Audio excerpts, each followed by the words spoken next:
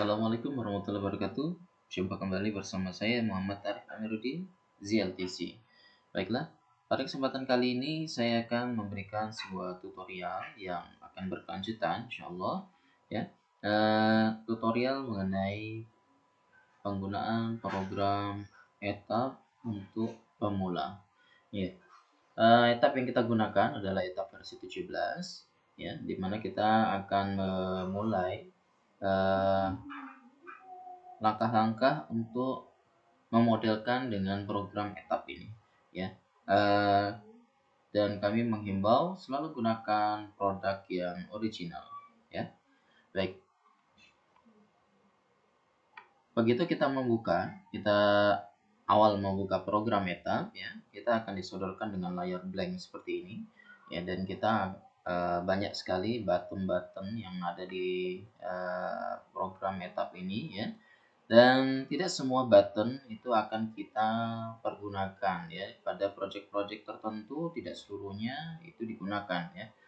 Dan tidak perlu semuanya juga untuk kita ketahui, ya. Dan seiring dengan berjalannya proses penggunaan para engineer muda, ya, atau para praktisi, ya, dengan penggunaan program etap, maka akan semakin lama akan semakin bisa menggunakan aneka fungsi yang ada di dalam program etap, ya. Untuk tahapan awal jangan terlalu dipusingkan dengan aneka button yang ada di dalam program etap ini, ya, karena jika kita harus menghafal satu-satu juga akan memakan waktu yang tidak sebentar. Baik, begitu kita disodorkan dengan layar seperti ini, ya, kita klik di sini new model, ya. Begitu kita klik, kita tunggu beberapa saat, ya. Nah, kita akan disodorkan seperti tampilan seperti ini, ya. Di sini untuk menggunakan data-data dari pengaturan yang sudah pernah kita gunakan, seperti itu. Nah, jika tidak ada, kita pilih yang tengah. Yang tengah ini yaitu untuk data-data pemodelan yang sudah pernah dibuat, ya. Nah, yang paling tepat bagi tahapan pemula atau awal sekali, maka pilih yang ketiga. Di sini kita akan disodorkan satuan yang akan dipergunakan di dalam proses analisa. Ada satuan standar Amerika, ada metrik SI, metrik MKS, ya. Ya, kita bisa memilih yang biasa atau yang mudah kita gunakan. Nah, kita pilih sini metrik SI. Dan still section database kita juga sesuaikan dengan peraturan yang akan dijadikan sebagai referensi di dalam perhitungan, ya. Tidak semuanya ini kita pergunakan, ya, seperti itu. Misalnya di Indonesia mengacu kepada referensi pada standar code luar yang ICI, ya, misalnya, atau ESC, ya, maka kita cukup pilih itu saja, ya. Dan still design code ini ISC, ya, dan complete design code yang terbaru adalah ini, ya, di SNI Indonesia yang berlaku sekarang mengacu pada ICI 31814. Kemudian klik OK. Untuk kebutuhan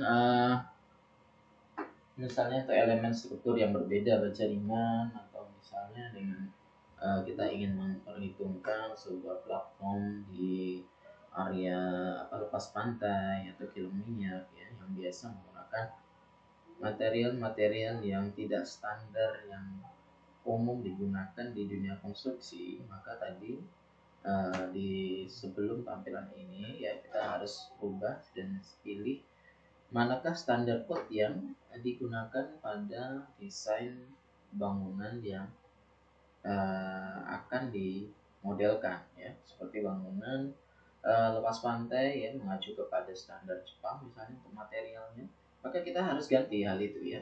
Jadi jangan menggunakan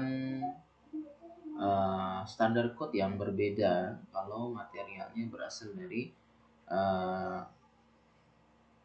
negara yang berbeda ya, ataupun juga misalnya dari standar perhitungan yang harus disyaratkan oleh owner ataupun oleh pengembangnya atau kontraktornya nanti mengacu pada standar code di luar negeri, maka kita harus menyesuaikan ya, tidak bisa memaksakan dengan standar code yang biasa digunakan di Indonesia. Baik, di sini kita akan disodorkan sebuah tampilan, yaitu di sini mengenai jumlah lantainya, ya, jumlah lantainya. Di sini ketinggian lantai yang rata-rata yang sama yang sering digunakan, dan ini ketinggian lantai paling bawah, ya, seperti itu. Nah, untuk tahapan pemula kita tidak perlu membuat terlalu banyak lantai, kita buat 2 saja. Dan uniform grid spacing ini untuk mengatur grid ya. Kegunaan grid ini ya akan memudahkan dalam proses penggambaran untuk bangunan yang sederhana ataupun untuk bangunan yang persegi ya, kotak seperti itu ya, maka akan sangat mudah menggunakan grid only ya. Kan tetapi jika sudah mahir ya, bisa menggunakan yang blank, ataupun misalnya mau menggunakan yang data penggambaran dari program CAD ya, jadi kita menggunakan yang blank. Tapi kalau misalnya belum ada dasarnya yang akan bangunan yang akan kita modelkan, maka gunakan saja grid only ya. Baik, kita pilih di sini 3 saja. Sini kita isi 5 ya. Ini jumlah grid X ya. Ini jumlah grid Y, dan spacing ini jarak antar grid X ya. Jarak antar grid Y ya. Kalau kita ingin merubah jarak-jaraknya secara lebih spesifik atau lebih khusus, klik di sini grid label ya, atau klik di sini ya, custom grid spacing ya, untuk merubah jarak-jarak antar grid lebih spesifik seperti itu. Begitu juga di sini. Baik, kita tidak akan bahas itu.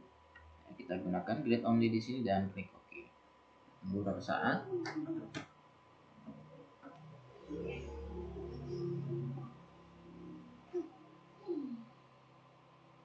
Nah, sudah terlihat seperti ini.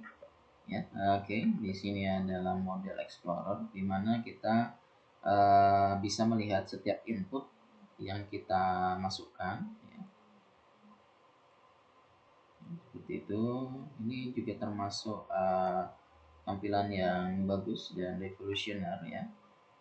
Ini sangat membantu sekali. Tetapi layarnya, tampilannya, layar utama permodelan menjadi sedikit lebih sempit seperti itu ya. Di sini adalah plan view atau tampilan dari atas ya. 3D view, tampilan secara visual 3D-nya. Baik. Nah, kita akan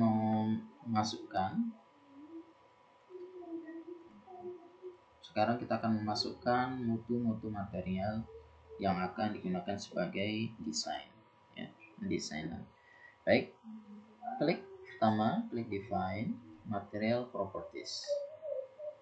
Baik. Pilih 4000 psi dan klik di sini add copy of material. Ya, tujuannya apa? Supaya tidak memasukkan banyak referensi. Jadi kita cukup menggunakan input bawaan dari program etap dan kita copy ya, atau kita perbanyak dan kita sesuaikan dengan mutu yang berlaku atau yang akan kita desain. Misalnya di sini K300 ya. Maka untuk weight per unit volume ini artinya berat jenisnya ya. Berat jenisnya beton sendiri secara meter kubik ya.